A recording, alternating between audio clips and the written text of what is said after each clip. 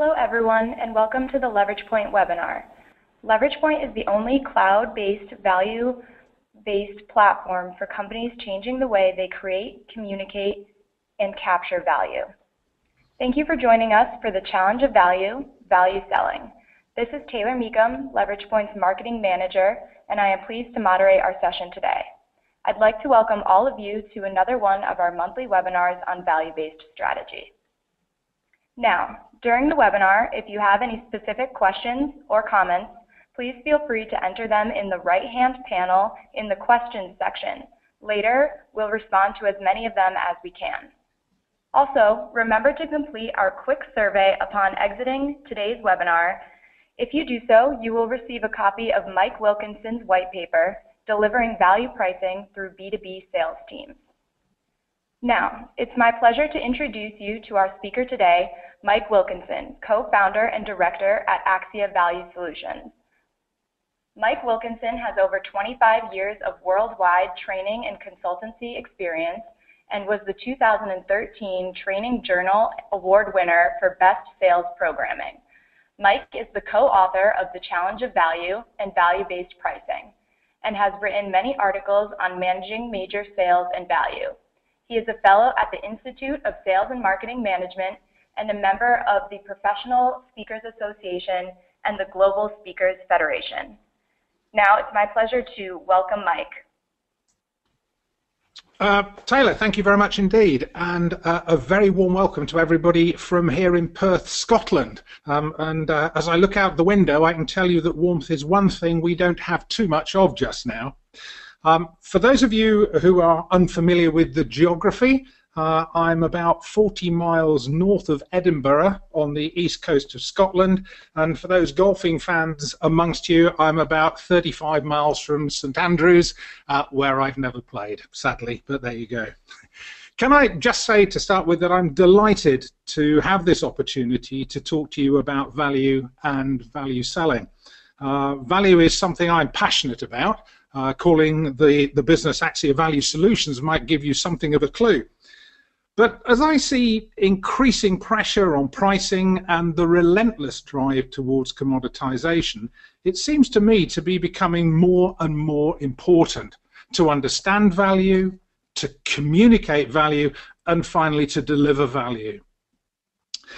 Along with my partner, Harry McDivitt, our business is about helping our clients to defend and grow their margins and their profitability.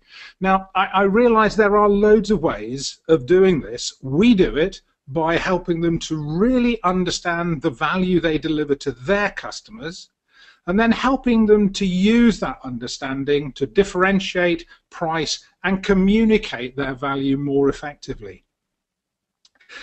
In terms of defending and growing your margins, and profitability, one of the biggest issues we come across is the temptation to move towards what I call the discount default whenever pricing pressure is applied. This is where my dolphin training capability comes in. If you want to know any more about that, just pop your email address into the sidebar and I'll mail you a copy of a blog explaining exactly how to train dolphins. But we just don't have time to go through it at the moment. But in a nutshell, the problem is that buyers recognize that sellers have a real tendency to discount when pricing pressure is applied. So whether you're too expensive or not, you are still likely to hear buyers tell you you're too expensive or words to that effect. And it does take some real courage to look the buyer in the eye and say, well, actually, no, we're not. When you consider the value that we can deliver, we're not expensive at all. So, talking about price, I'd like to start by being just a little bit provocative, perhaps, and saying that price is not the reason your customers don't buy. Generally speaking, customers don't buy because they don't see the value in your offer. Now, I agree that might be because they don't want to understand it, or because they truly are only interested in the lowest price. Equally, it might be because you or your organization don't understand your own value or have failed to communicate it effectively. Or It may be that you have simply failed to understand the value that the customer is looking for. Given that that might be the case, please forgive me if I spend just a couple of minutes quickly reviewing our perspective on value. For any of you who might have read one of our books, which Taylor very kindly mentioned, or articles, or heard me at conferences, you may well remember that our definition of value is a mystery. Our job as a business and as salespeople is to solve the value mystery. So what do I mean by value as a mystery? Well, understanding value goes to the absolute heart of what we do. And there are two parts to this. First of all, we need to understand value, just what value is as a concept and as a practical tool. And then secondly, we need to understand exactly what value means to individual customers, because everyone's perception of what is value is going to be slightly different. So there are two elements there, as I said, understanding value as a concept and understanding exactly what value looks like at an individual customer level. Now, in fairness, we can only guess at the things that our customers consider to be valuable. Our guesses may well be quite accurate, but at the end of the day, it is the customer that defines value, not us. If your customer doesn't see the value that you believe you offer as being of value to them, then to all intents and purposes, it's just not value. It might be value to somebody else, but to this customer, it's not the value that they are looking for. That means that we have to understand value from the customer's perspective. And that means that if we want to sell on value, we have to be dealing with customers who want to buy on value and ideally want to buy our value. And ultimately that means that not every potential customer necessarily fulfills that requirement, but more on that in a moment. At this point, I just want to go back a bit. Saying that value is a mystery is one thing, but solving the value mystery is quite another. However, the better you are at truly understanding the things your customer values, the greater the opportunity for you to demonstrate that you can deliver the value that they are looking for. Your ability to understand the customer and the customer's needs and value drivers better than your competitors is a real potential differentiator in my view, so don't ignore it. As a colleague of mine once said, great salespeople ask great questions, and great questions along with great listening and good quality background research are at the very heart of customer understanding. Now, knowing that value is a mystery isn't entirely helpful, I must admit, because we actually need some sort of tool to help us to understand the component elements of value. And for that, we created the Value Triad. This is both a simple and a powerful tool to help you uncover value drivers and then communicate your value to the customer. The three elements of Value Triad are first of all, revenue gain. And with revenue gain comes the question, how does your solution help your customer to improve their revenue? What are the things that your solution can do that will help your customer to premium price, sell more, improve their margins, whatever else it might be? The second component is cost reduction. How does your solution help your customer to reduce their costs? Now, while I think about it, these two areas are really critically important. If you don't know how and where your customers incur cost or generate revenue, you are going to find it very difficult to convince them that you can help. For example, exploring and understanding total cost of ownership is about a lot more than just understanding the costs of buying, using, and disposing of your product or service. It's also about the impact it has on your business. So if you haven't done so already, I really recommend taking a very detailed look at this, because if you don't understand the costs, you can't demonstrate that you can save them. Equally, if you don't understand how your customer generates revenue, you won't be able to demonstrate that you can help them to do that more effectively either. Just to give you a real life example of this in practice, I had a client whose very first meeting with a buyer were met with the words, "You're wasting your time. There's no way you'll beat the price that I'm paying." That's a great start to any customer meeting. So having found out the price that they were paying, he had to agree. He said, absolutely no way. There is no way I can meet that price. And I think it's important that you are not afraid to say no. If it's not right for your business, it's not right. And if you want to sell on value and not on price, then you can't possibly win, or indeed want to win, every potential piece of business that's out there and that's going. But back to this client. The one thing he did get out of the meeting was the opportunity to take a look around the plant. And as a result of that visit, which took him probably less than an hour, but as a result of that visit, 3 months later, his potential customer signed a deal for supply of the product at 3 times the wonderful price the customer had been paying that they couldn't beat. And what they had done was to demonstrate to the customer a £36,000 per annum cost saving by understanding their business and where cost was incurred. Now look, I completely understand that not everything works out as happily as that in real life, and I know that even in a situation like this with clear cost benefits, there are still customers who will go for the lowest price. Indeed, in some large organizations which are practicing a category approach to buying, some of the value that solutions deliver may fall outside of the category buyer's area, and as a result, they may not even be taken into account.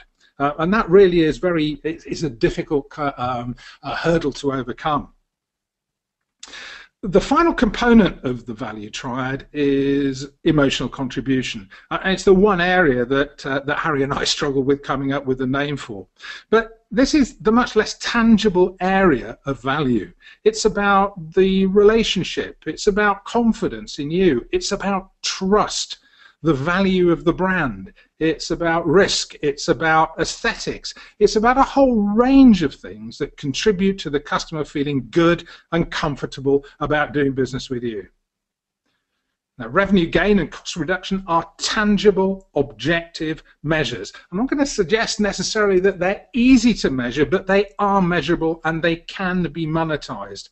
And the leverage point solution is a perfect tool for doing just that. Emotional contribution is much more difficult to actually put a monetary value against, but it is still hugely important and shouldn't be ignored, mainly because as long as people are involved in the decision-making process, emotion will always be a part of it. So now we have the component elements of value. We've got revenue gain, cost reduction, and emotional contribution. Added together, they encompass your potential value to the customer. But to sell on value, we need to understand our value, which should be designed and created through a detailed understanding of the customer. So the key now is to understand what value means to the customer, and to enable us to do that, what we need is a process in place that allows us to do that so that we can then create our differentiation, price our offer, and communicate our value and create our value proposition confidently and effectively. So for that we need a value sales process.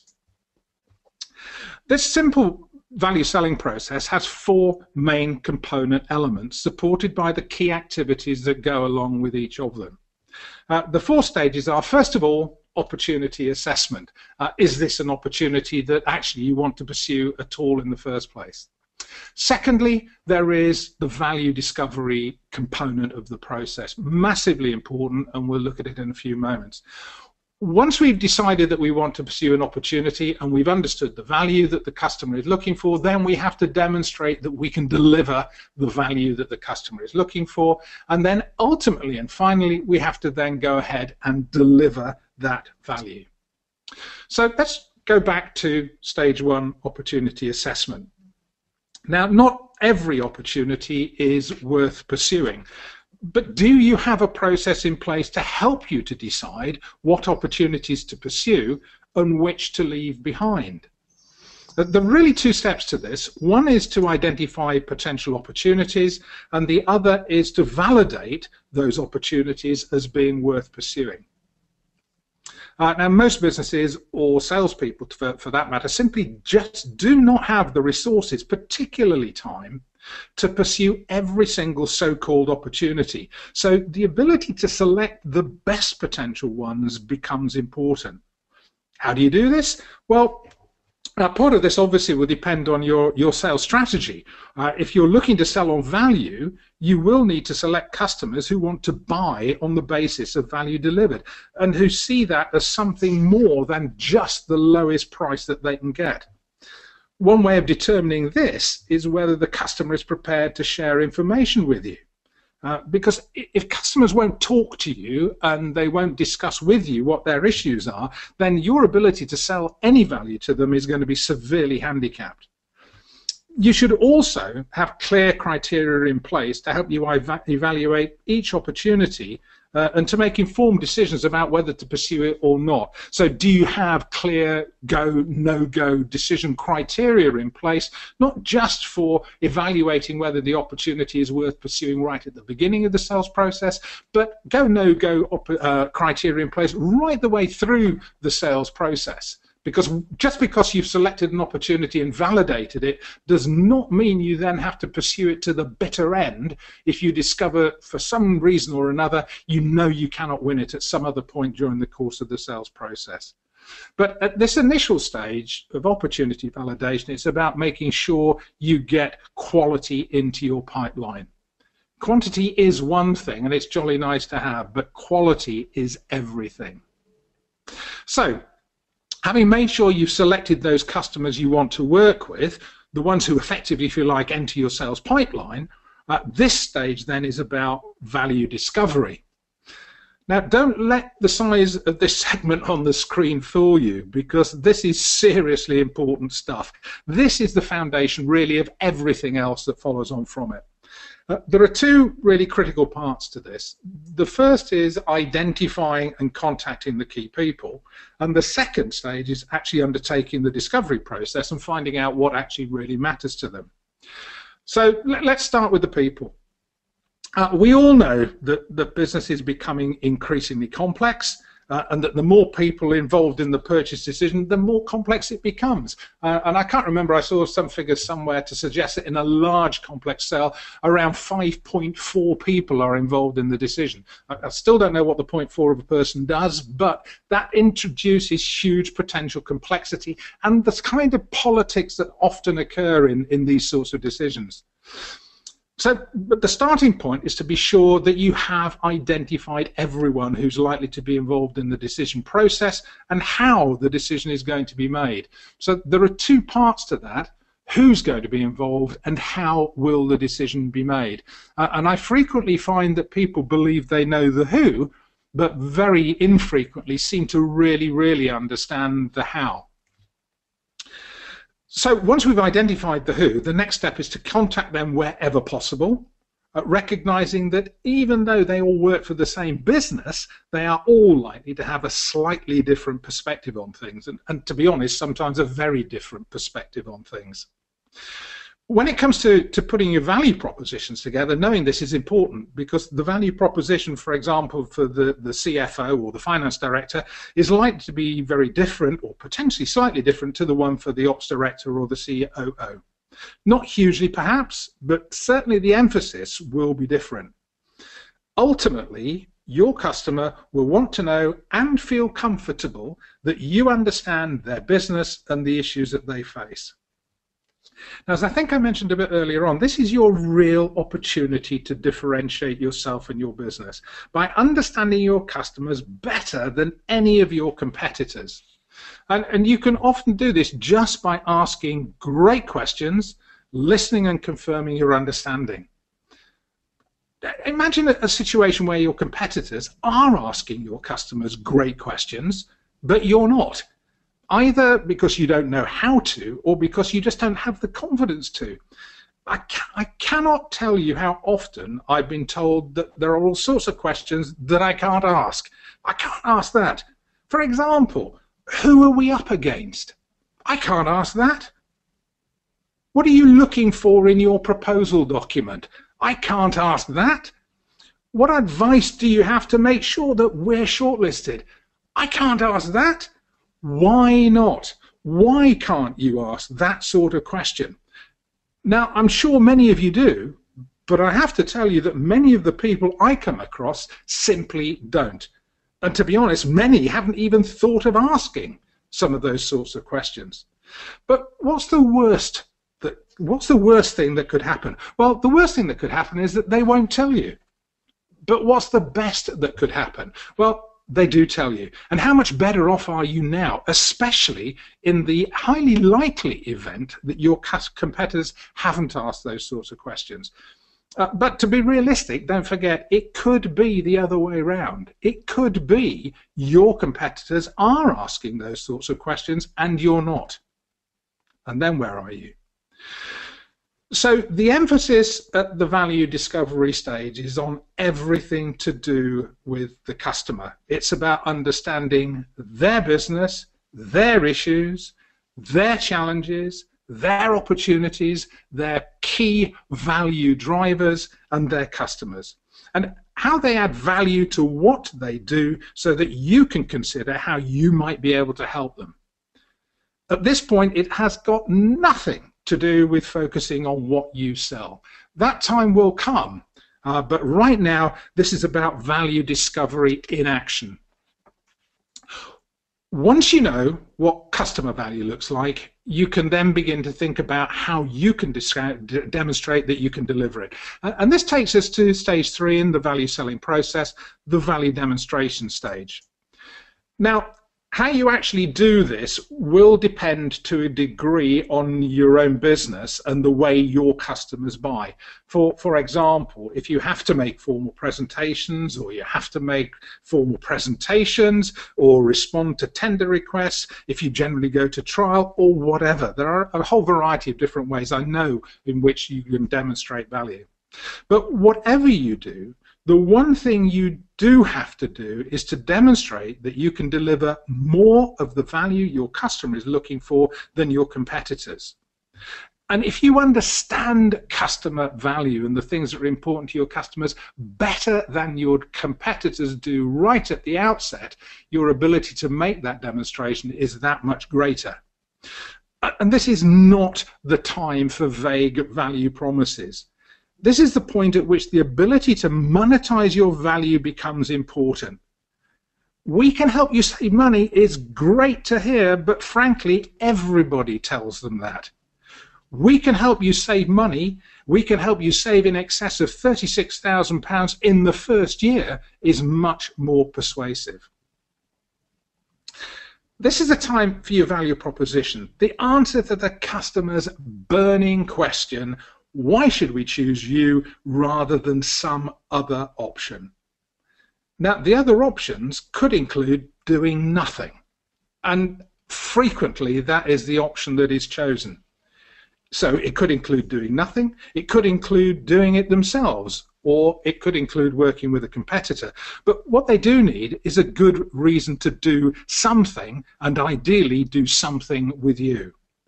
So the value demonstration part of the process includes the final negotiations and the ultimate winning or losing of the business.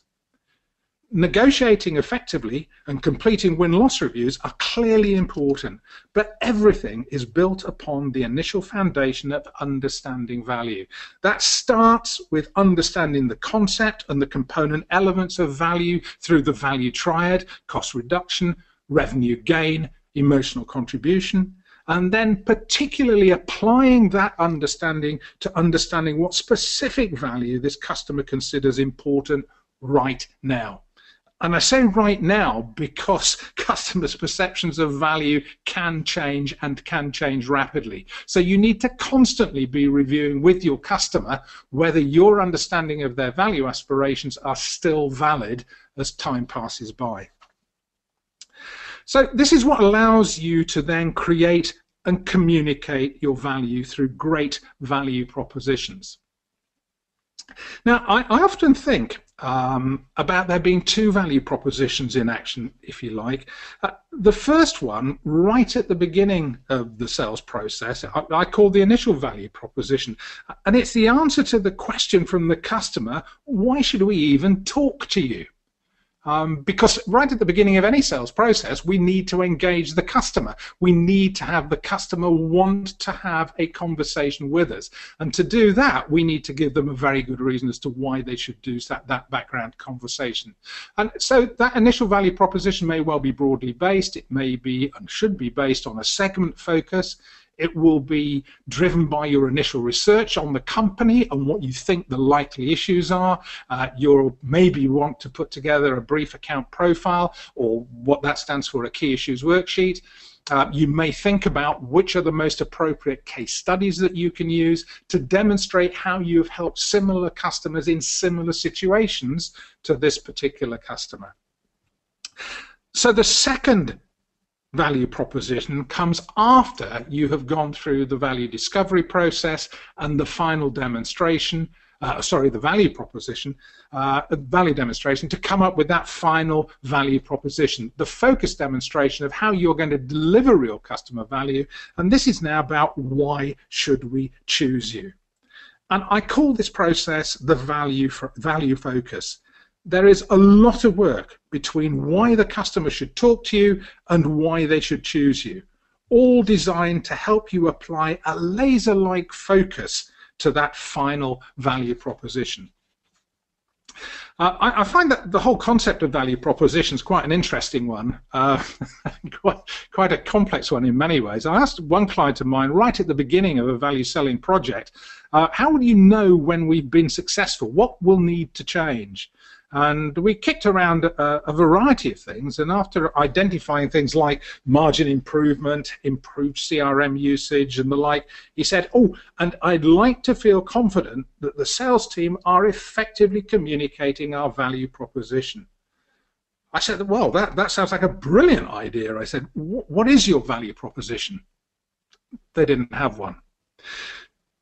And so the value proposition hierarchy was then an approach that we developed in response to exactly that kind of situation. We were finding that the sales team were actually the people who were being asked, why should we choose you? Unsurprisingly, because there's a sales team who get face-to-face with customers. But as a result, they were the guys who had to come up with the answer. And all too frequently, there was really no real help in this and no consistent approach and thinking. So it was quite possible to have salespeople all over the country coming up with different value propositions in answer to that question. So the value proposition hierarchy helps to provide, if you like, a red thread through the business. As the value hierarchy name implies, there are a number of levels. And the first level we call the corporate level, or the corporate level value proposition. And this is the top level message that the business wishes to convey to all of its potential customers. It's likely to be a relatively broad statement outlining what it does, how that adds benefit and value to customers, and where possible, what differentiates it from competitors. Now, clearly, this is not the final persuasive reason why a customer should buy from you, but it should be the starting point of that final focused value proposition. Now, in my experience, the corporate value proposition either simply doesn't exist or is so poorly defined as to be of little practical use. However, assuming it does exist, it then moves us on to the next level, level 2, which is the segment level value proposition. Now, this should have the corporate value proposition at its heart, assuming the corporate value proposition exists, but it's then tailored to the needs of individual market segments that your business may well have identified.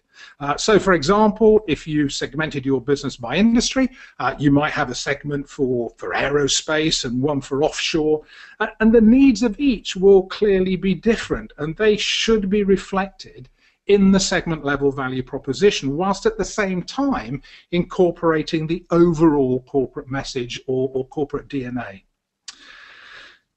Each business segment is made up of individual customers, and that then leads us to the third level, the customer level value proposition. So as I say, every segment's made up of a whole host of customers. These each share similar characteristics, but each of them will be different in their own unique way. The task here is to take the segment level value proposition and tailor it to the specific needs of an individual customer. And to do this, you will need a detailed knowledge of four key things. First of all, the customer. What they do, who they do it for, what their plans are for the future, what problems they may have, what opportunities they're looking to pursue, how they do things right now, everything that comes out of your value discovery stage of the process. The second bit is the individuals, the people who make up the decision-making buying team, because businesses don't make decisions, people do. And as we've seen, everybody's perspective of value will be slightly different. So understanding the people and their personal drivers, not just their business drivers, but their personal drivers is important.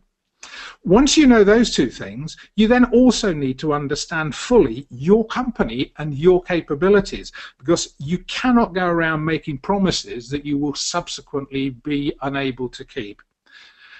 And finally, because differentiation is what it's all about, you differentiate against your competitors.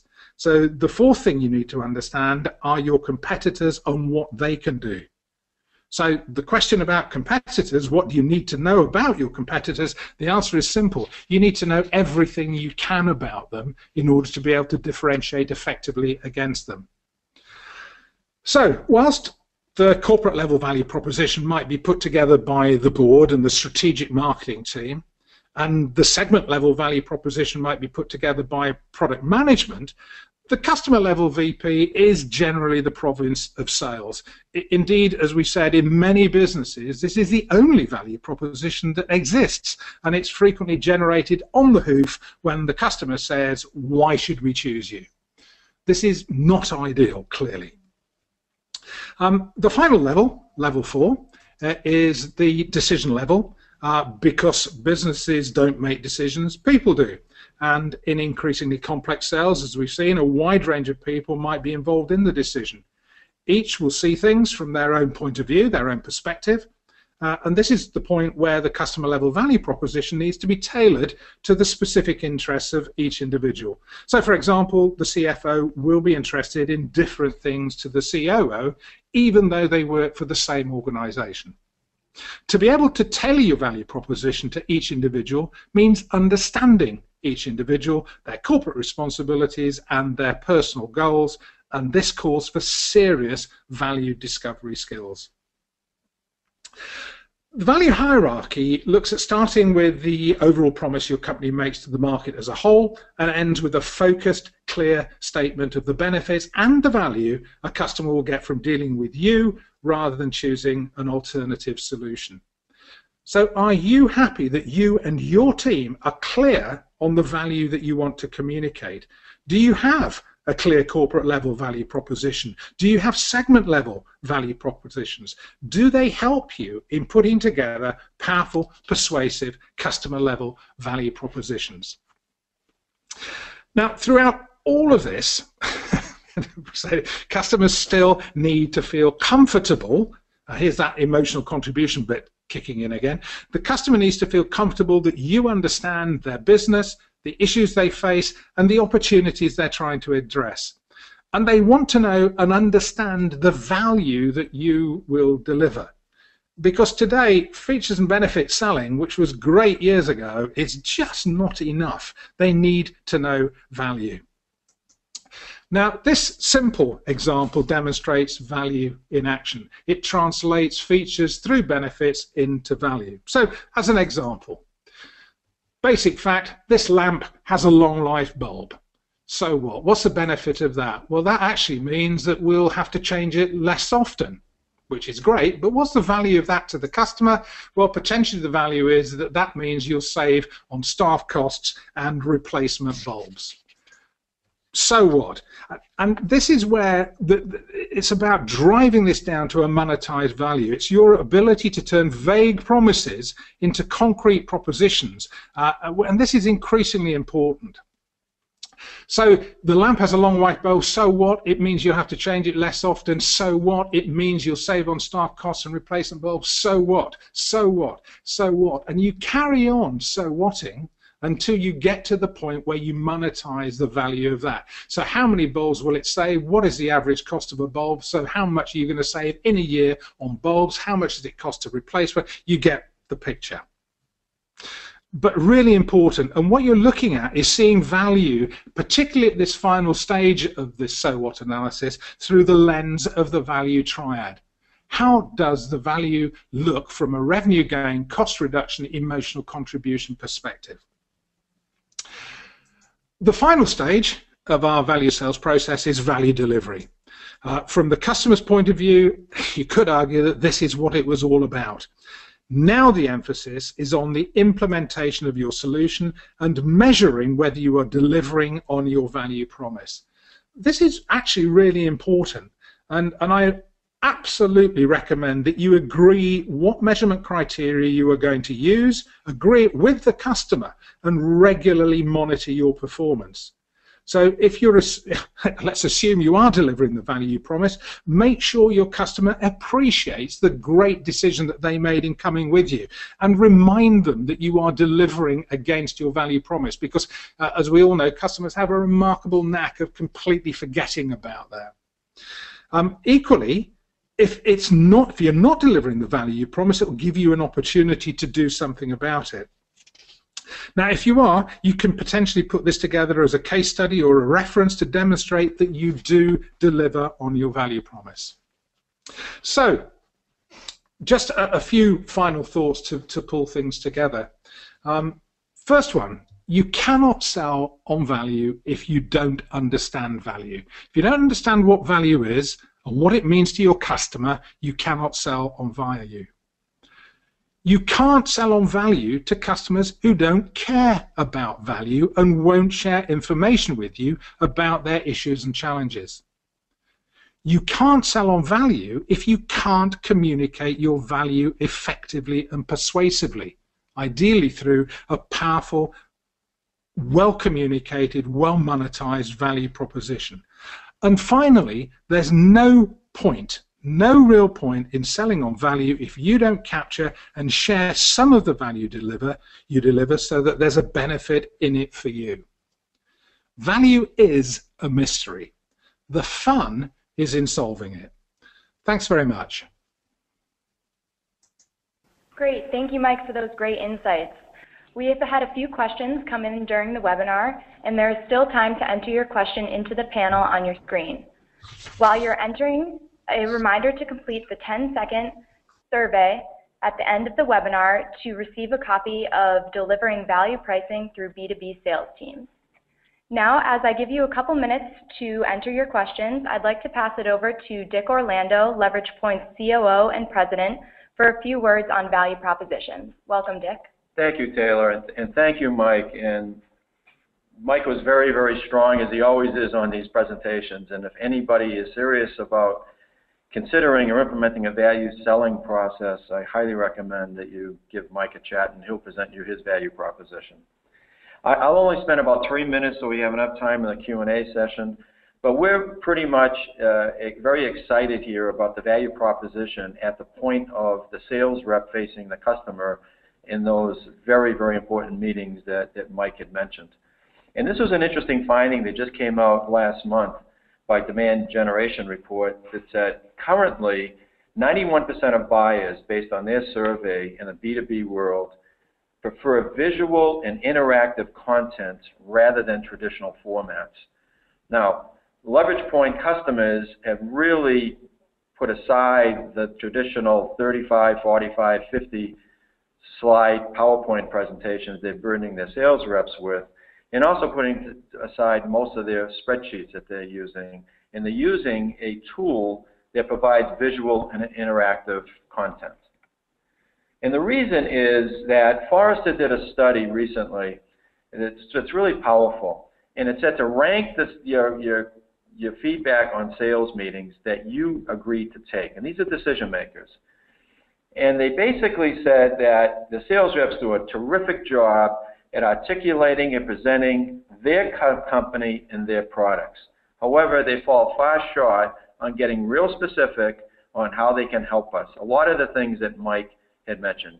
Let's get that right down to the tangible results that you can deliver using your solution.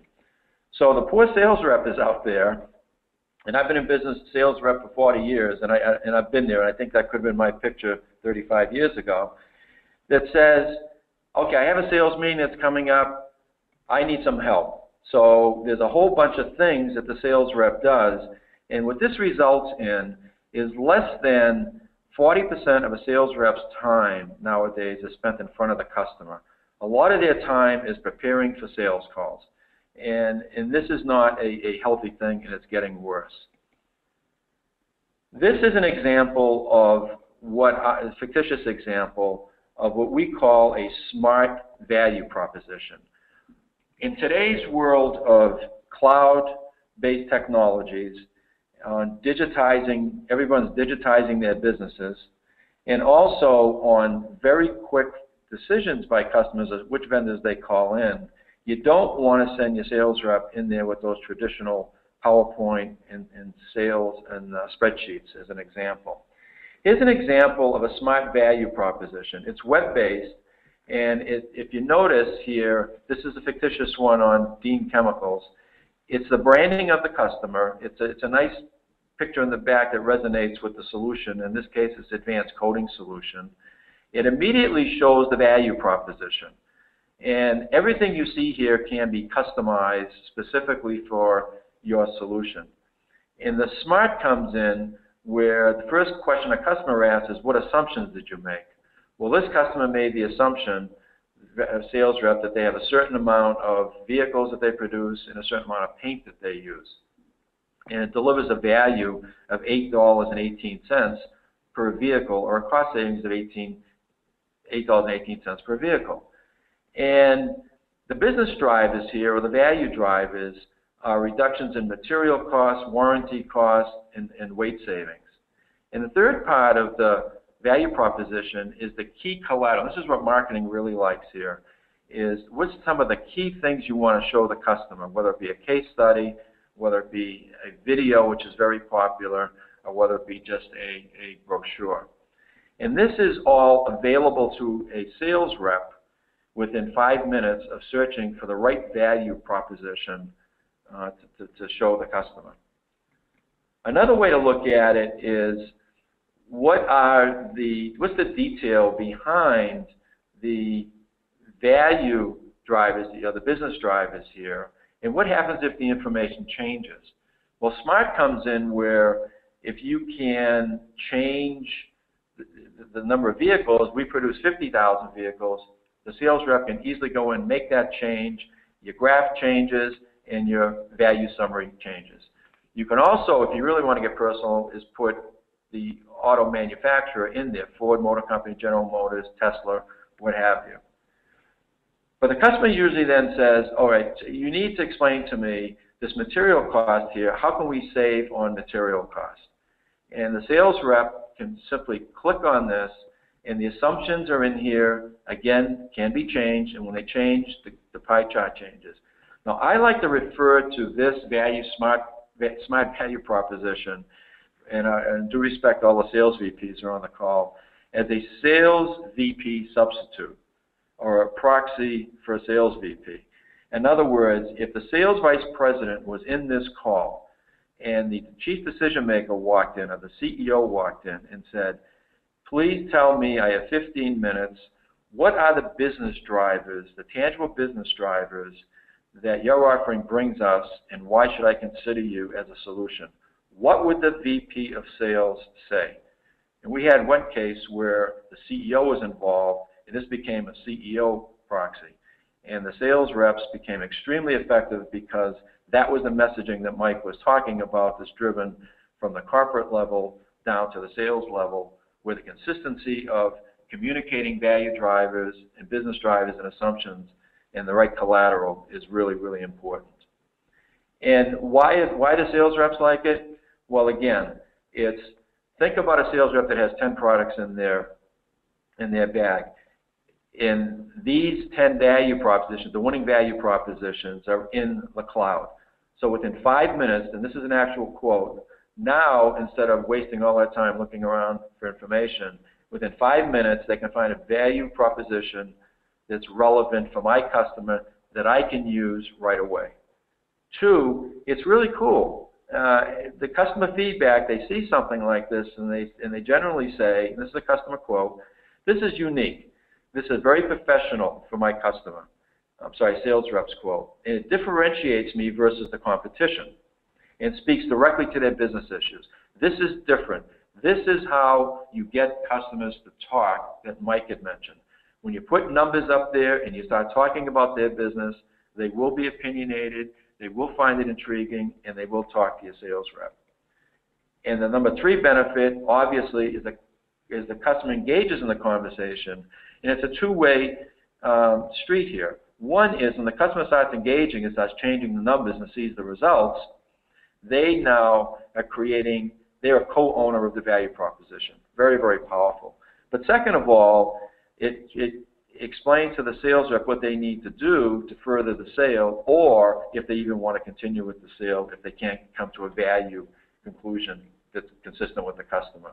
And as a result of that, the sales reps are communicating back that my qualified sales pipeline is increased by introducing customer value early on in the sales cycle. And this is very, very important because as sales VPs, we know that 60%, according to a Benchmark Institute study, 60% of the forecasted deals in the pipeline are going to result in no decision. So if you can increase your 40%, or you can decrease that 60%, and by adding another qualified deal in the pipeline, you can see where the benefits arise. Thank you. Great, thank you, Dick. I see we've had some great questions come in so far, and to answer the most popular question myself, yes, this webinar is recorded, and the slides and recording will be sent to you at the end of the week, along with the white paper delivering value pricing through B2B sales teams if you complete the exit survey. So let's get started on the questions and answers. The first one we have is for Mike. What step in your value sales process should a sales rep start the value discussion? What step in the value process should the sales rep start talking about value? Yes. Well, I think that they should be talking about value right from the beginning. As I said, for me, once you've validated the opportunity, that's when we start to talk about value. The validation process is about doing some basic background research. Depending upon the size of the opportunity, that may well depend upon how much time you invest in that basic background research. But part of what will come out of that is whether this is the kind of business that's going to be interested in buying on value or whether they like to be price driven. And then everything else that I talk about then should be about value. My initial value proposition, which is the answer to the question for the customer, why should we even bother talking to you, should be all about demonstrating, perhaps through a case study or a reference story, the fact that we can deliver the kind of value this customer is looking for based upon our understanding of what the likely issues are that the customer is going to be facing. Great, thank you. The next question, do you need exact customer data to engage in a value discussion with executives? Well, again, my answer to that is no, absolutely not. But I think you do need to have enough understanding of the customer's business to have some basic credibility.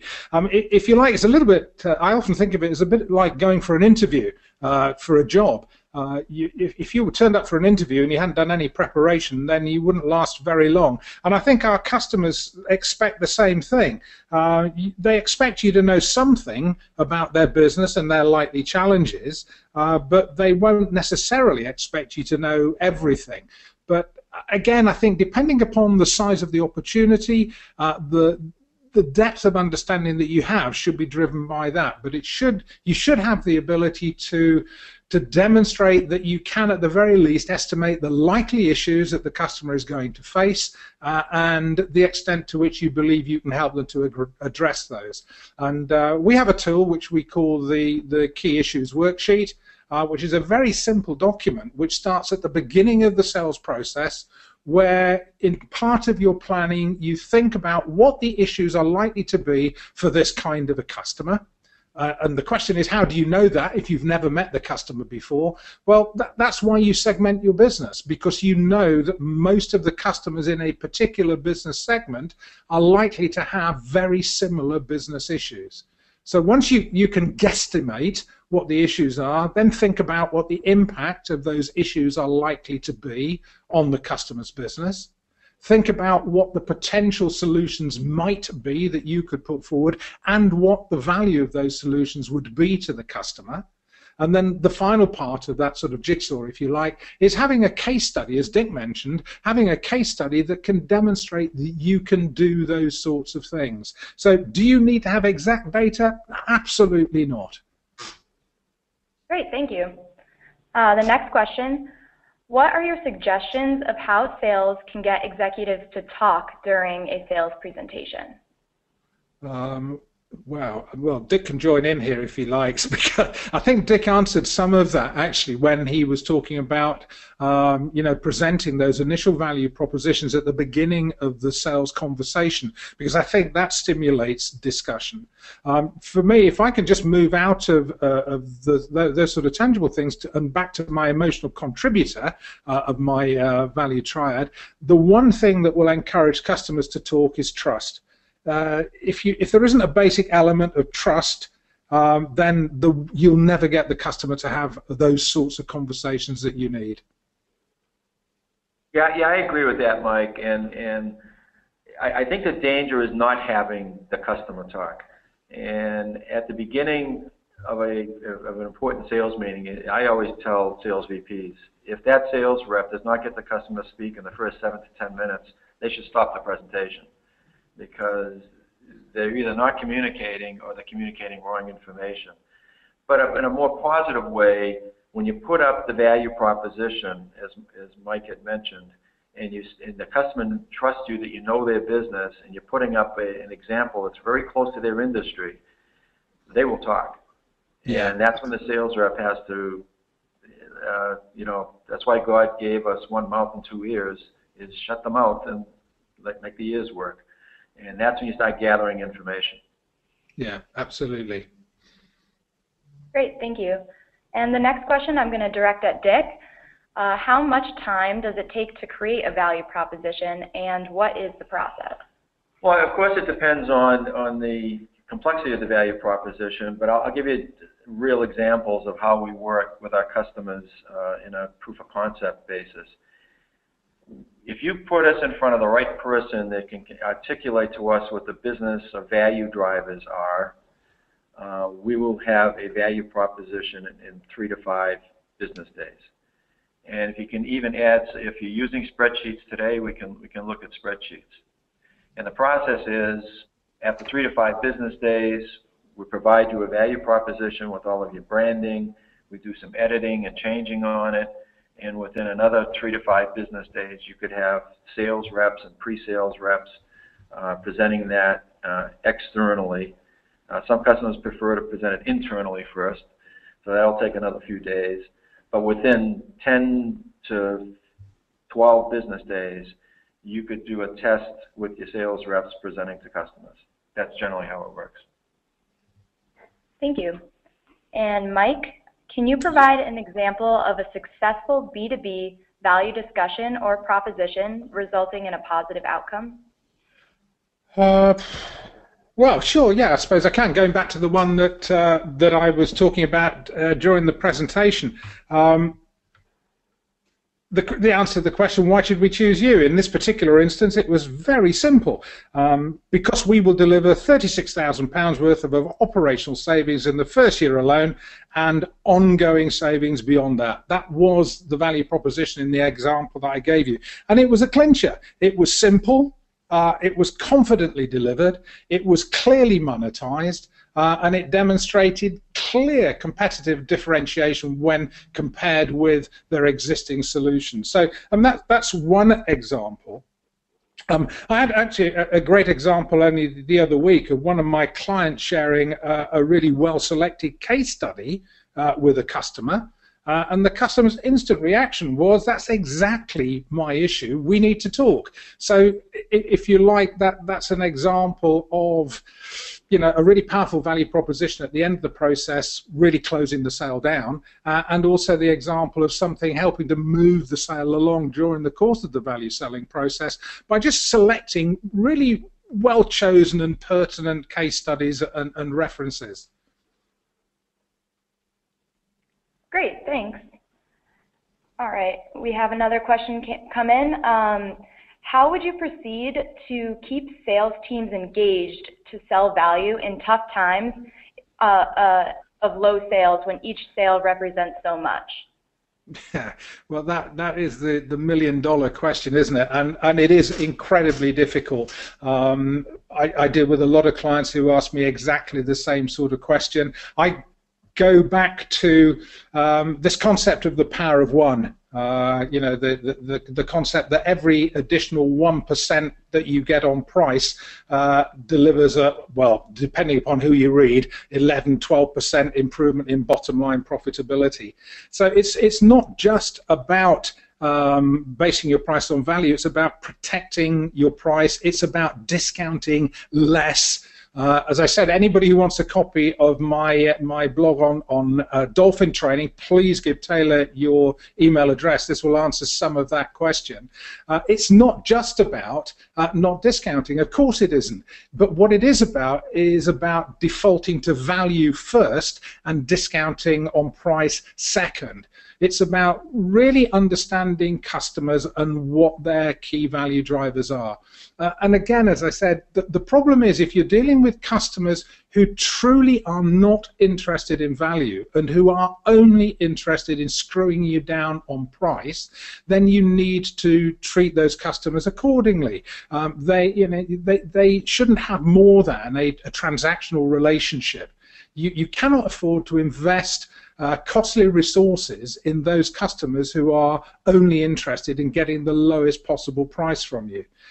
How do you engage the sales force? I think it is about making sure your sales teams understand value, understand how to identify those potential customers within your customer universe who appreciate the value that you deliver, and perhaps slightly changing the way in which you go about segmenting your customers so that you segment them not just only on the basis of geography or industry or whatever it is, but perhaps think about how you segment your customers in terms of willingness to pay.